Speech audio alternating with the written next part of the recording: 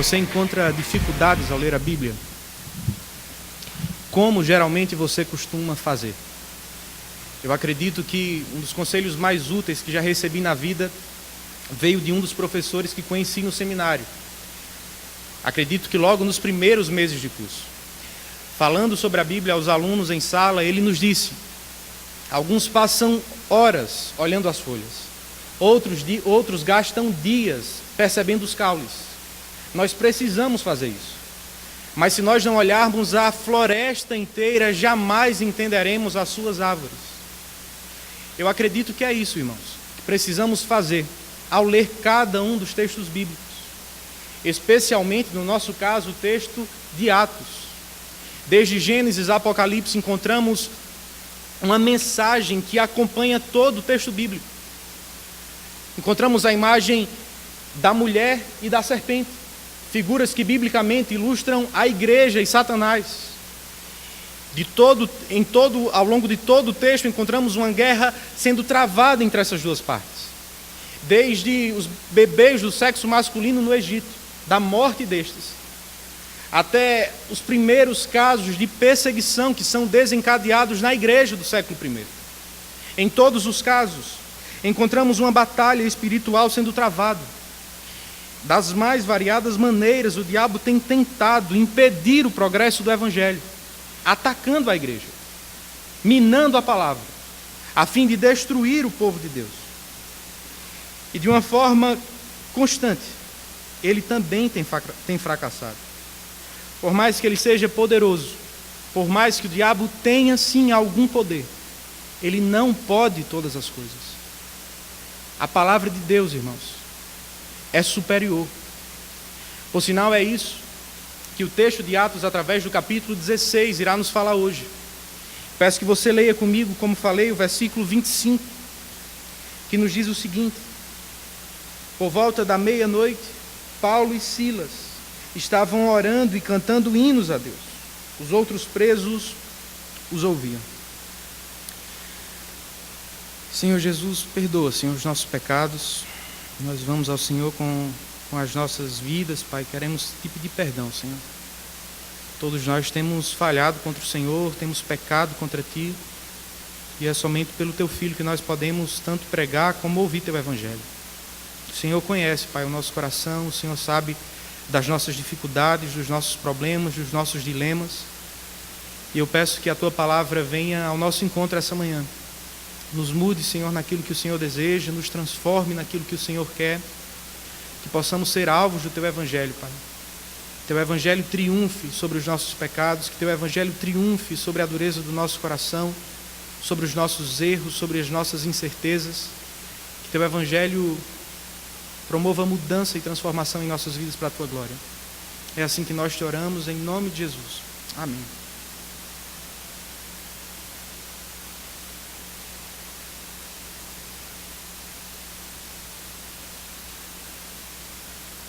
O capítulo 16 representa o ponto de partida da segunda viagem missionária de Paulo.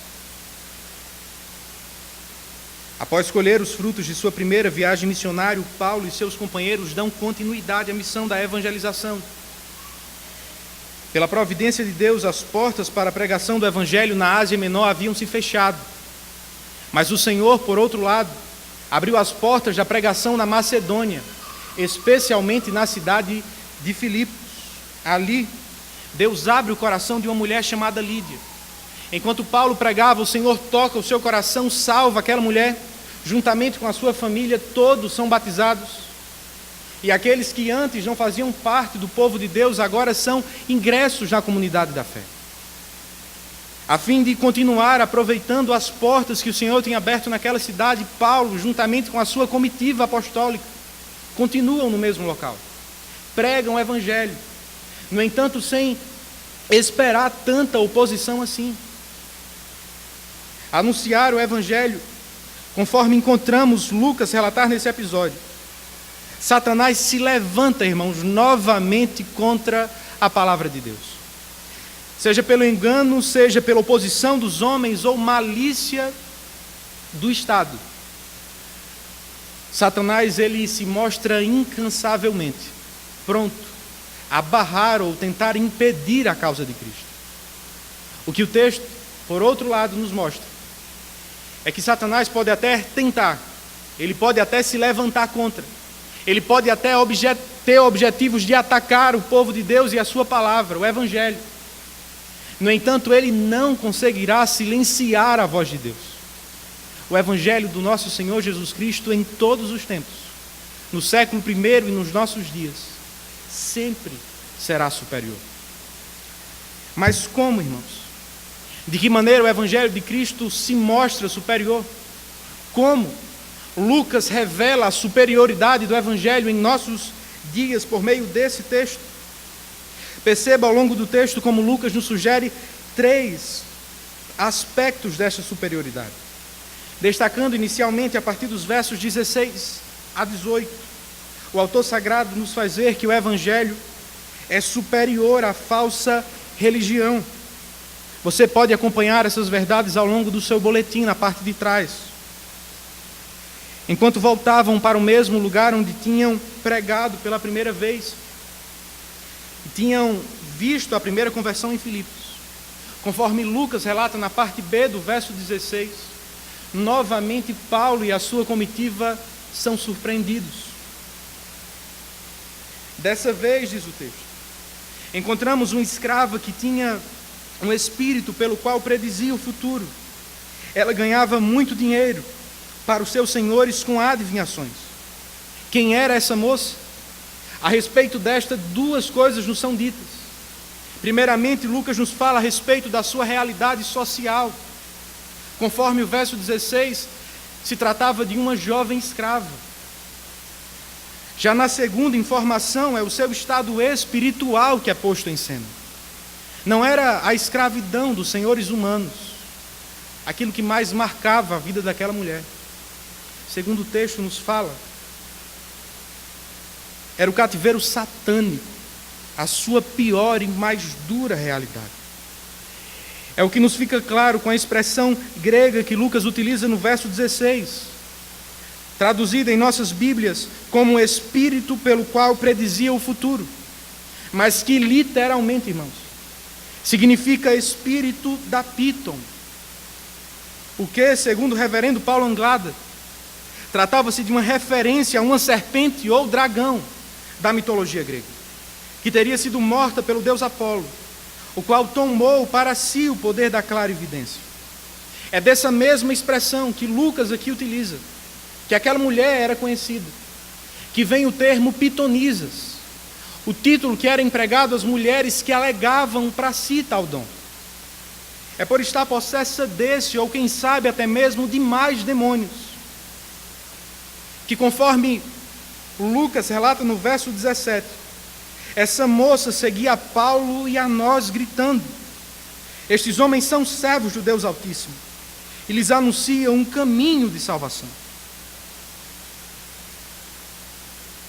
Como assim, irmãos? É esta mulher endemoniada do verso anterior. Ela agora está pregando? Aparentemente sim. Será que Satanás estava mudando de lado? Será que os demônios estavam trocando de time? Virando a casaca e agora engajando-se na evangelização? Certamente não. Ao longo do tempo, ao longo dos dias, ao longo das situações, Satanás age de formas diferentes. Mas em todos os casos, em todas as situações e em todo o tempo, os seus objetivos são únicos: destruir o povo de Deus, minar o Evangelho, atacar a palavra de Cristo. Naqueles instantes era exatamente dessa forma, sorrateiramente, que ele estava agindo. O discurso que a jovem possessa estava anunciando era aparentemente verdadeiro, mas, como destaca certo comentarista, diabolicamente vago. O problema no discurso estava nas expressões que ela utilizava. Conforme o verso 17, ela se referia aos missionários como servos do Deus Altíssimo. Essa expressão era a mesma expressão que os judeus utilizavam para se referir a Yahvé, o nome pactual de Deus no Antigo Testamento, o nome pelo qual o povo de Deus o chamava. No entanto, essa mesma expressão que ela utiliza, Deus Altíssimo, é também a expressão que os filipenses, os gregos, os homens de cultura grega entendiam Zeus, o cabeça do panteão. Dessa forma, a mensagem, ao invés de genuinamente evangélica, chegaria aos ouvidos de muitos dos filipenses que escutavam, como pagã. Seria mais ou menos algo do tipo: esses são os servos de Zeus, e eles apresentam um caminho de salvação, entre outros, não necessariamente do pecado, mas uma salvação do casamento, uma salvação para os problemas financeiros, uma salvação para as doenças, ou para o que quer que seja. Por aquilo que o evangelista relata no início do verso 18, parece-nos que o apóstolo demorou um pouco para entender a ameaça que estava circulando à igreja naquele instante. Verso 18: ela continuou fazendo isso por muitos dias. Entretanto, por mais que Paulo, bem como os missionários, tenham demorado a tomar uma iniciativa, a tomar uma ação, eles finalmente reagem. Continua o texto. Finalmente, esbraveja Lucas, com verso 18, Paulo ficou indignado, voltou-se e disse ao Espírito: em nome de Jesus Cristo, eu lhe ordeno que saia dela. No mesmo instante, o Espírito a deixou. Com um único ato, duas importantes frentes são atacadas. De um lado, o império das trevas sobre o coração daquela mulher que por anos, provavelmente, ou quem sabe a vida inteira, se viu escrava dos domínios de Satanás. Finalmente o reino das trevas teve que bater em retirada. Mas não apenas isso. Diante da reação do apóstolo Paulo, o falso evangelho também estava caindo. Os falsos deuses estavam se dobrando perante a mensagem do Deus de D maiúsculo. As imaginações humanas estavam sendo dobradas e colocadas submissas sobre o verdadeiro ensino da palavra de Deus. O caminho triunfa sobre os muitos falsos caminhos do falso ensino. A forma como Paulo encarou o perigo da falsa religião e o respondeu, irmãos, pode e deveria abrir os nossos olhos e nos guiar a um caminho semelhante. Como o texto nos faz ver, a falsa religião nem sempre se mostrará por uma aberta negação da pessoa de Cristo. Geralmente o que ela faz, ao invés de abertamente dizer que Ele não é Deus ou não existe, é simplesmente esvaziá-lo, tornando parte comum dentro do mercado religioso. O que a religião adulterada faz é trabalhar tirando Cristo do seu trono, deixando junto aos ídolos comuns do povo. Em todas as eras, as falsas religiões e os seus falsos pregadores têm atuado da mesma forma. Desde os pregadores judaizantes dos dias de Paulo, até os falsos pregadores da prosperidade dos nossos dias. Portanto, estejamos atentos, não tanto aos estereótipos dos pregadores. Talvez o seu falso pregador favorito, de estimação, ele fale como pastor, ele saiba os jargões dos pastores, ele se vista como pastor, mas seja um lobo transvestido de ovelha. Atentemos-nos mais à sua mensagem. Ela exalta a Cristo ou exalta o homem?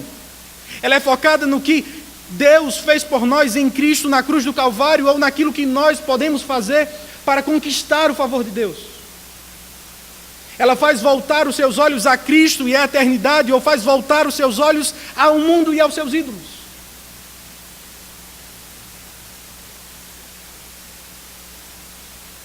Pregar o Evangelho não é o mesmo que falar sobre Jesus apenas, irmãos.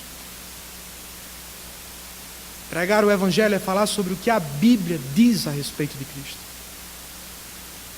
Mas como Paulo respondeu à falsa religião, perceba que, diferentemente de alguns, Paulo não voltou atrás de suas convicções. O cristianismo nos chama a abrir mão de muitas coisas em favor da unidade e do amor na igreja.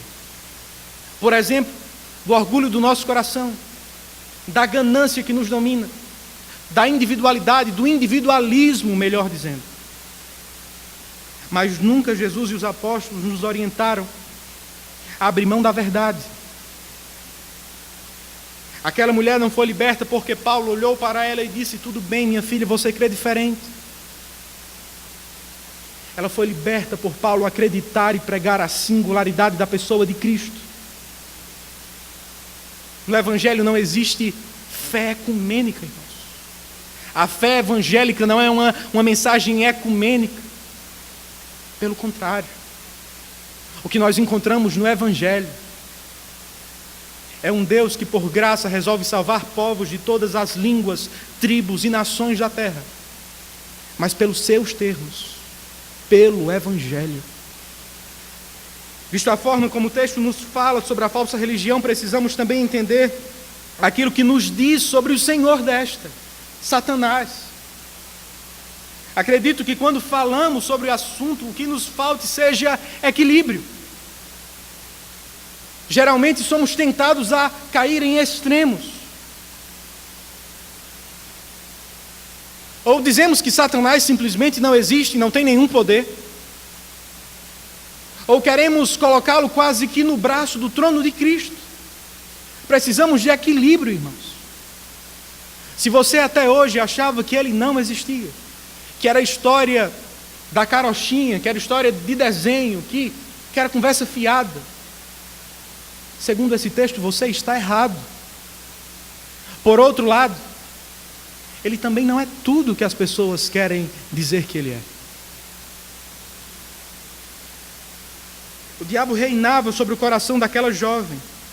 No entanto, quando os apóstolos ordenam pelo nome de Cristo a sua retirada, o que acontece? Ele sai. Ele teve que sair. Satanás não pode ser visto em pé de igualdade com o nosso Senhor. Como disse Lutero, que o vejamos como um cachorro ensandecido, preso em uma coleira, que está sob o completo controle do nosso Senhor. Ele pode rosnar, ele pode mostrar os dentes, ele pode fazer ameaças, mas ele não irá dar nem um passo sequer além do domínio do nosso Senhor Jesus. Mas e quanto à sua atuação, irmãos, como ele geralmente ocorre? Se você estava se perguntando ao ler o texto, se possessões ainda existem, sim, elas são reais. Elas podem acontecer a não cristãos, a pessoas que não experimentaram, não tiveram a experiência do novo nascimento, não foram cheias do Espírito, seladas com o Espírito de Deus. Mas note comigo ao longo do texto, que essa não é nem de longe a principal maneira como Satanás agiu e costuma agir ao longo da história. As ações de possessão demoníaca no Novo Testamento são vistas nos Evangelhos e em Atos, mas nada nos é dito sobre, ou nenhum caso é mostrado, por exemplo, nas epístolas. Qual a razão para isso? Acredito que é simples. Nos instantes, os relatos que os Evangelhos e o livro de Atos nos mostram, encontramos o reino de Deus espalhando em regiões que nunca antes tinham conhecido o Evangelho. Durante gerações inteiras, regiões completas ficaram sob a escuridão do domínio das trevas. O Evangelho, no entanto, estava entrando. As fileiras de Satanás estavam tendo que ceder às fileiras de Cristo.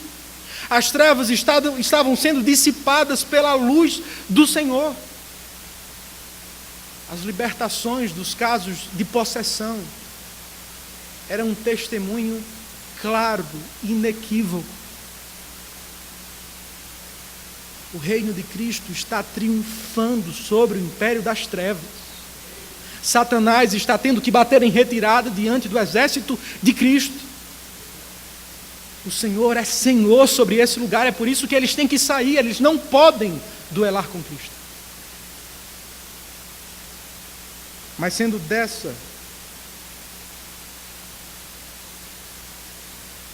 mas mesmo que provavelmente eu e você não tenhamos presenciado muitos casos do tipo, casos de possessão, deveríamos saber que ainda assim estamos em guerra.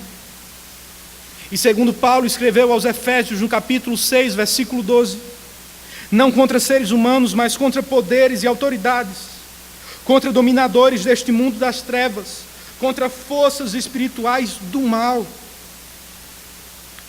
E assim como as estratégias para destruir a igreja, que Satanás utilizou ao longo do livro de Atos, variou, irmãos, assim também ele fará e faz conosco. Em alguns momentos ele se utilizará de pecados secretos, em outros, conflitos no casamento, em outros, propostas ilícitas no meio do seu trabalho.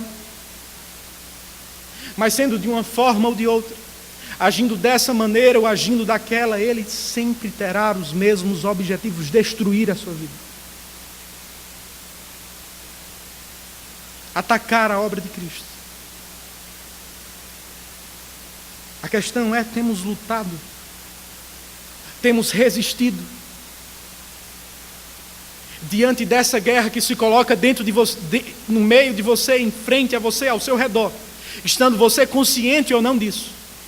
Armas humanas, confissão positiva, conselhos humanos e força de vontade não serão suficientes. Você precisa das armas de Deus para essa guerra. Paulo, escrevendo aos Efésios, não apenas nos disse que estávamos em guerra, ele também falou quais eram as nossas armas e nos deu uma recomendação. No versículo 13 ele diz: revistam-se de toda a armadura de Deus para que possam resistir no dia mau e permanecer inabaláveis. Você tem lutado com as armas que o Senhor lhe deu, meu irmão? Somente estas serão eficazes nessa batalha. Somente estas poderão levar a guerra a bom termo diante do inimigo que se coloca diante de você e de mim. Ao invés das armas humanas, que busquemos as armas do Senhor para as nossas vidas. Que tenhamos a nossa mente, coração cheios da palavra. Que dobremos os nossos joelhos. Que clamemos por graça do alto, pelo Espírito que atua pela palavra, preservando a nossa mente, guardando o nosso coração das investidas, dos ardis do inimigo. Depois de nos falar sobre a superioridade do Evangelho frente à falsa religião, Lucas continua o texto nos falando que o Evangelho também é superior à justiça terrena. Acompanhe comigo o texto dos versos 19 a 34.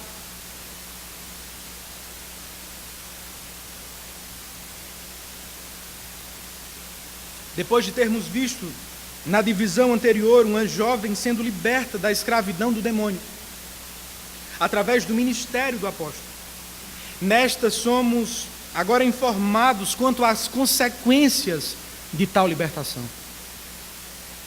No entanto, antes de passarmos a ver quais foram elas, percebam uma observação feita por Lucas no verso 19.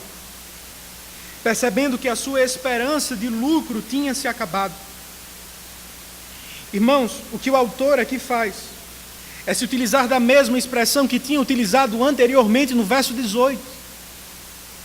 Com isso, o evangelista estava dizendo, como o Espírito deixou a mulher, o lucro que este gerava estava semelhantemente fazendo o mesmo com os seus donos. O que vocês acham que isto provocou? Parte B do verso 19. Os donos da escrava agarraram Paulo e Silas e os arrastaram para a praça principal diante das autoridades. Depois de serem tomados à força, arrastados, Chegam as acusações dos magistrados que dizem a eles. Chegam as acusações que os acusadores falam aos magistrados. Estes homens são judeus e estão perturbando a nossa cidade, propagando costumes que a nós romanos não é permitido aceitar nem praticar. A estratégia utilizada por parte dos acusadores, as autoridades, não era se utilizar a verdade como argumento. Eles optam por uma estratégia que poderia ser muito mais bem sucedida diante daqueles homens corruptos. O forte fervor nacionalista que existia no coração dos homens de Filipos.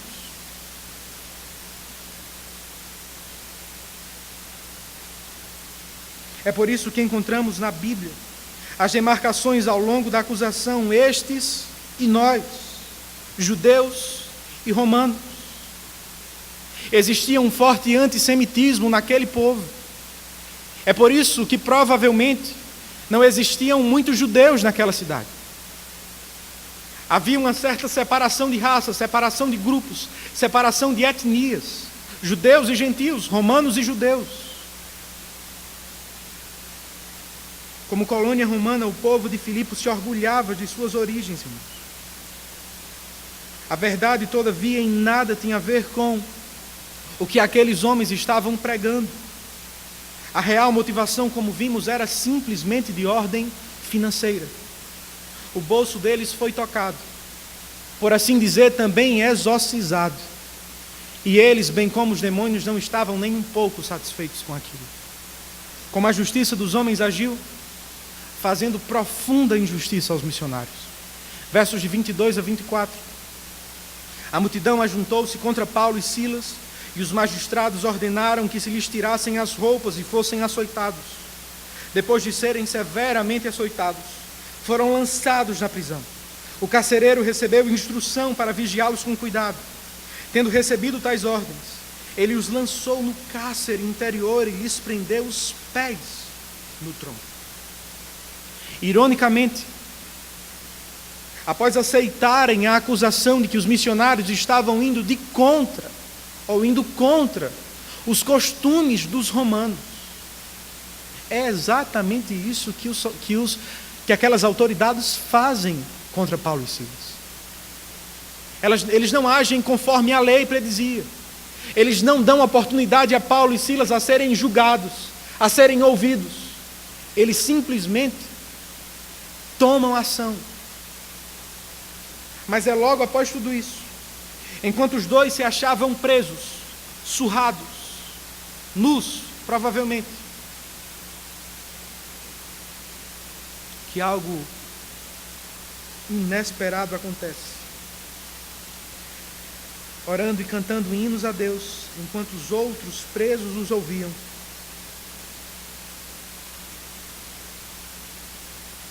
Agora o cenário é drasticamente mudado, irmãos. Se até aqui os servos de Deus foram arrastados, as suas roupas rasgadas, como falei, açoitados, lançados na prisão,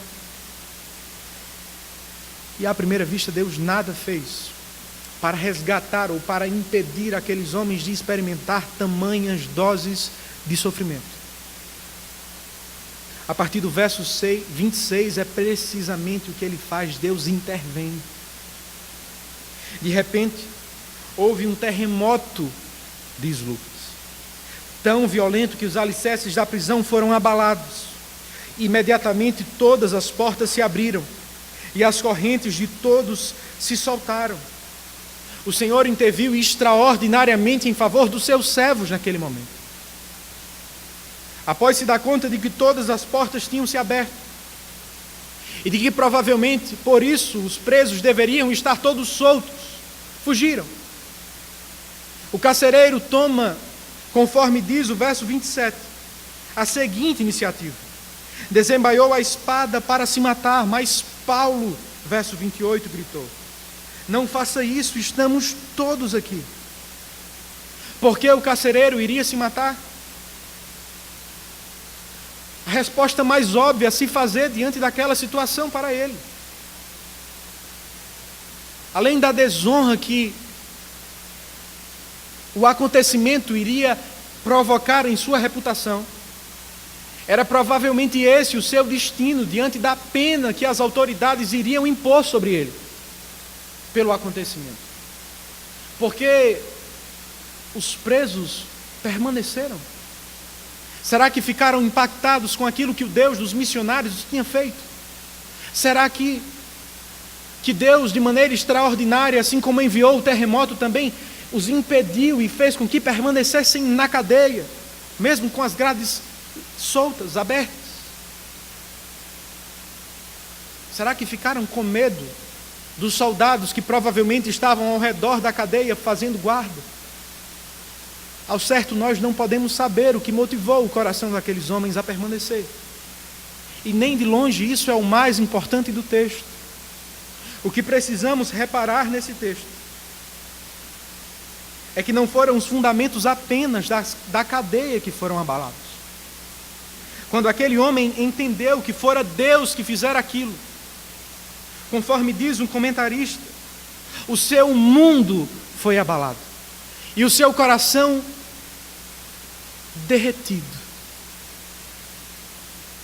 Prova disso é que completamente quebrantado, conforme relata o verso 30, aquele homem se prostra diante dos missionários e pergunta, do fundo do seu coração: Senhores, que devo fazer para ser salvo? Ao passo que como mensageiros do Senhor, aqueles dois homens respondem ao homem: creia no Senhor Jesus e serão salvos você e os de sua casa. E pregaram a palavra de Deus a ele e a todos os de sua casa. Naquela mesma hora da noite, o carcereiro lavou as feridas deles. Em seguida, e todos os seus foram batizados. Então os levou para sua casa, serviu-lhes uma refeição, e com todos os de sua casa alegrou-se muito por haver crido em Deus. A justiça terrena fez com que homens inocentes fossem tratados como culpados e lançou sobre inocentes a culpa que estes não mereciam. O que fez o Evangelho, no entanto, o Evangelho triunfou, irmãos. O reino de Deus ganhava mais corações. Acharam o varão macedônio que Paulo tinha visto na visão e fazia deste pecador condenável um pecador justificado eternamente aos olhos de Deus. Você consegue perceber nesse texto como a doutrina da providência de Deus se revela? Irmãos, quando olhamos para os versos de 22 a 24, se somos cristãos triunfalistas, entramos em profunda crise existencial. Já se somos pessimistas, somos levados a ainda maior desespero. Porque quando olhamos para o texto, não vemos aparentemente acontecer nada. Os soldados, as autoridades pegam os homens, arrastam-nos, tiram as suas roupas, batem neles, prendem eles, amarram seus pés em tronco. Onde Deus estava nesses momentos? Os acontecimentos dos versos seguintes deixam-nos claro que o Senhor não estava parado, nem tampouco ausente. O Senhor estava agindo em meio a um completo contexto de caos, em meio a um completo cenário de caos circunstancial. O Senhor estava como um arquiteto projetando por trás das cortinas redenção que seria revelada para a mudança e para a transformação da vida eterna de um homem. Talvez você pense: eu concordo com isso. Eu também consigo perceber essa verdade ao longo do texto, mas eu não consigo perceber isso nos meus próprios sofrimentos, no sofrimento que experimento hoje, por exemplo. Será que aqueles homens conseguiam perceber tudo isso que hoje nós conseguimos olhar naquele instante? Será que quando Paulo estava com suas costas surradas, com seus pés presos em um tronco, amarrado em uma cadeia romana, sob a guarda de provavelmente um homem grosso, rígido, que deveria ser o carcereiro, Será que Paulo entendia tudo aquilo que Deus estava fazendo? Será que ele poderia imaginar que logo depois um terremoto haveria de abalar as estruturas da prisão e simplesmente converter o carcereiro? Irmãos, olhemos para o fundo da história. O líder daquele homem foi morto em uma cruz. Eles não poderiam esperar coisas muito diferentes disso. Certamente eles não imaginavam que tudo aquilo iria acontecer naquele momento. A morte seria mais razoável. Mas por mais que não soubessem como, o Senhor estava movendo a história. O Senhor estava arquitetando a vida à sua volta, as circunstâncias à sua volta, a fim de demonstrar graça. E como falei, transformar para sempre a história de um homem. Talvez seja isso que Ele esteja fazendo hoje mesmo com você, conosco. E não apesar dos nossos sofrimentos, mas exatamente através dos sofrimentos. O Senhor se utilizou de um terremoto não para abalar a cadeia, principalmente. O Senhor utilizou daquele terremoto para chacoalhar o coração de um único homem. Não feche os olhos para a obra da providência em sua própria história. Por vezes o Senhor suscita terremotos ao redor do mundo. Em não poucos momentos o Senhor os levanta em meio aos nossos próprios corações. Por vezes Ele levanta circunstâncias na vida que nos abalam, que mexem com as nossas estruturas, que nos derrubam. Sejam crises financeiras, dúvidas vocacionais, problemas em relacionamentos quebrados, mortes prematuras, doenças que não esperávamos. Como disse certo pregador, por vezes Deus nos coloca no leito, irmãos, para que possamos parar e olhar para o alto. Como falou C.S. Lewis, o sofrimento é um megafone de Deus ao mundo ensurdecido. O Senhor tem usado esse megafone para você, meu irmão. Não tampe os seus ouvidos, não fuja dele, abra os seus ouvidos, pare e escute a sua voz. Os sofrimentos que passamos não são obras do acaso, não são conspirações das estrelas, são dádivas do nosso Senhor. Ao invés de correr, ao invés de fugir, corra para Cristo. Busque em Cristo descanso e salvação para o seu coração. Por fim, irmãos, depois de nos ter dito duas verdades a respeito da superioridade do Evangelho, Lucas acaba essa divisão nos falando que o Evangelho também é superior ao poder político. Verdade que se encontra dos versos de 35 a 40.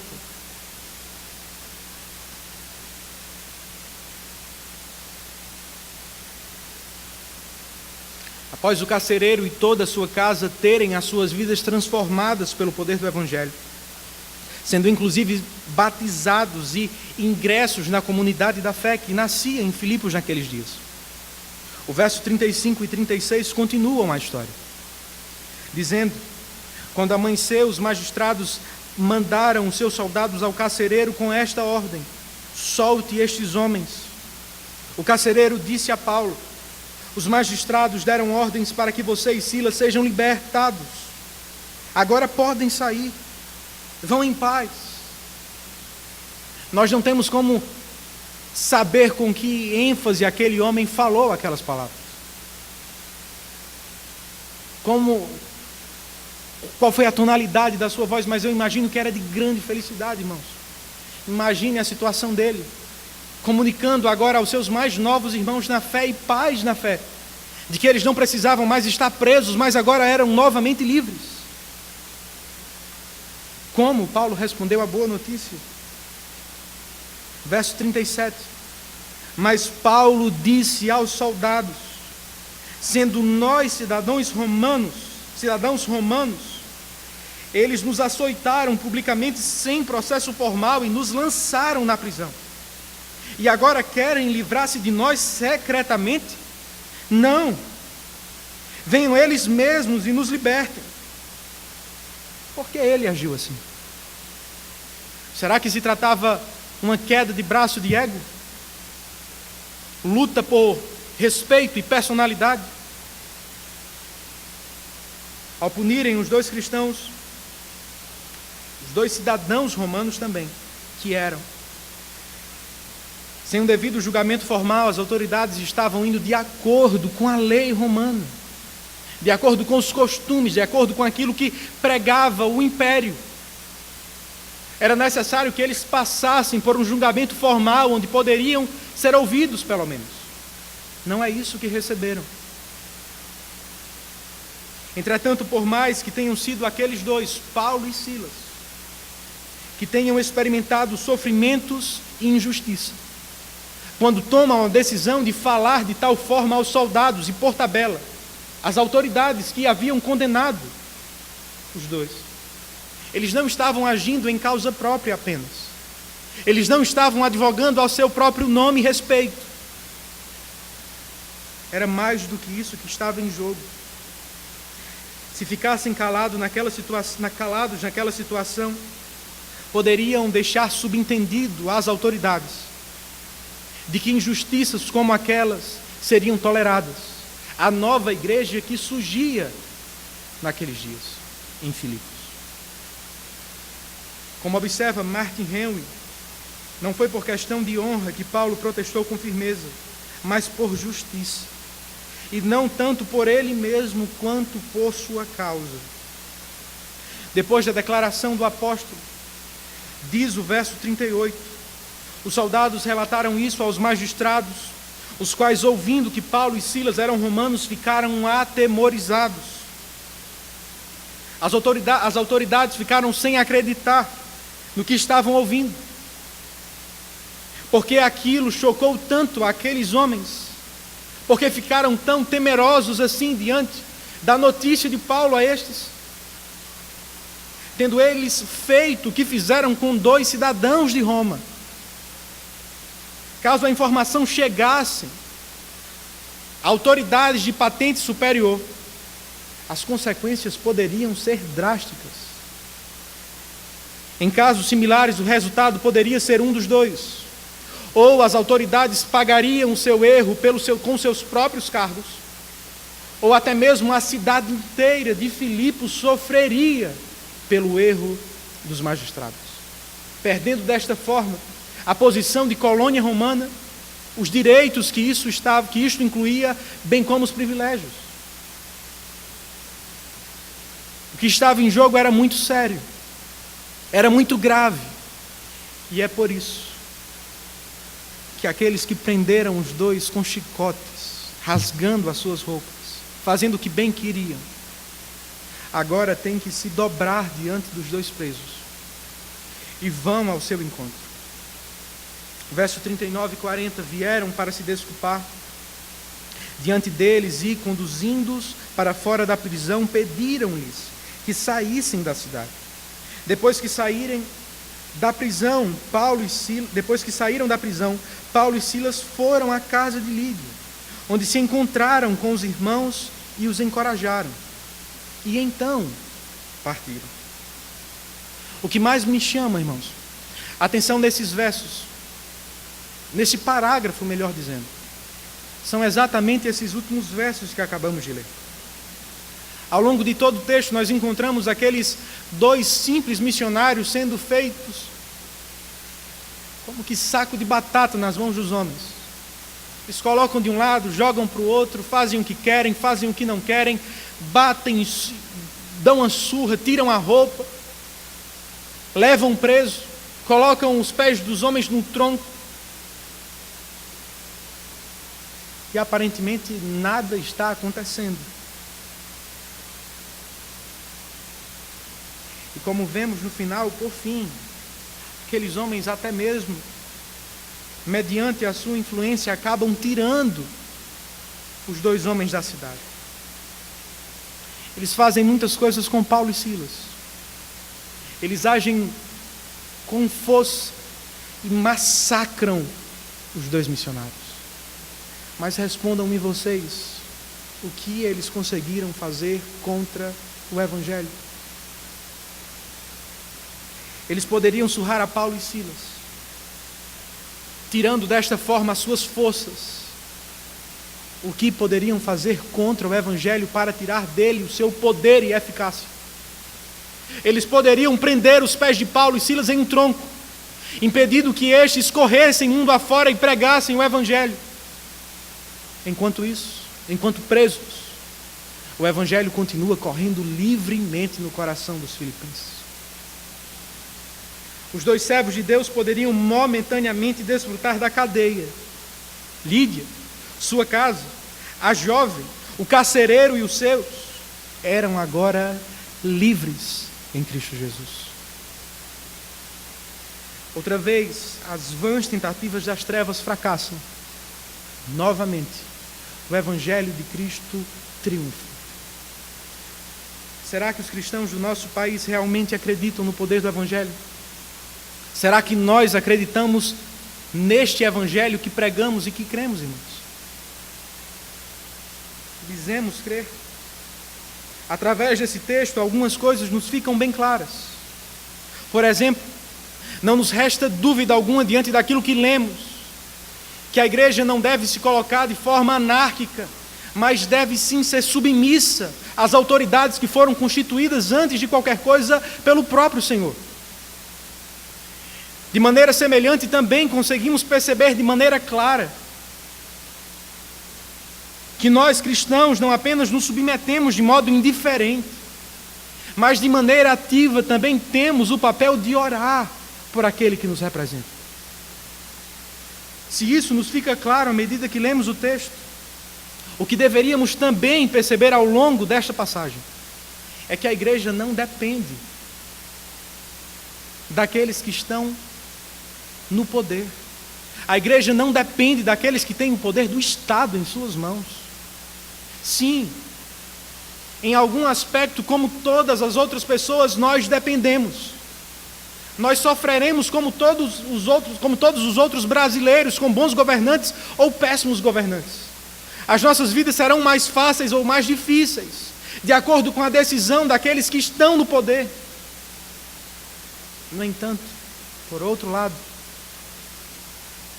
a igreja está para muito além do poder da caneta dos homens, do poder da caneta, do poder governamental. O Evangelho não crescerá por poder do Estado. O Evangelho não avançará por cristianização do governo, mas por evangelização da igreja.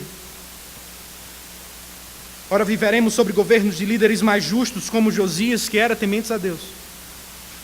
Em outros momentos estaremos sobre o governo de homens como Acabe e Nero. Em todo o tempo, todos nós, civis ou políticos, governantes ou não, todos os homens que estão em meio ao povo ou nos tronos dos governos, todos estamos sobre o governo daquele que está sentado em um alto e sublime trono,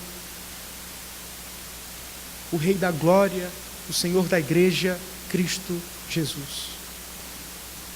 Que não idolatremos o Estado diante das aparentemente bandeiras cristãs que estes levantam. Por outro lado, que não venhamos a temer os homens, a temer os tiranos que se assentam nos tronos e acham que irão massacrar e derrotar a causa de Cristo. Diante de bons e maus, diante de Acabes e Neros ou diante de Josias, as promessas que o Senhor fez para o seu povo continuarão de pé. As portas do inferno não prevalecerão contra a minha igreja. O modo como a história das nossas vidas é conduzida pode ser bastante diferente, irmãos. A história da conversão dos 3 primeiros cristãos de Filipos nos revelam claramente isso. Enquanto Lídia foi convertida mediante uma boa dose de pregação expositiva, a jovem que vivia escrava a um espírito foi mediante um exorcismo. Já o carcereiro, diante de um terremoto suscitado por Deus. O que não muda, no entanto, seja para eles ou para nós, é para aquele a quem nós precisamos ser conduzidos. O Senhor tem conduzido a minha e a sua história muito antes que nós pudéssemos sequer nos dar conta. Em última instância, foi Ele e não você que fez com que você morasse nessa cidade e não em outra.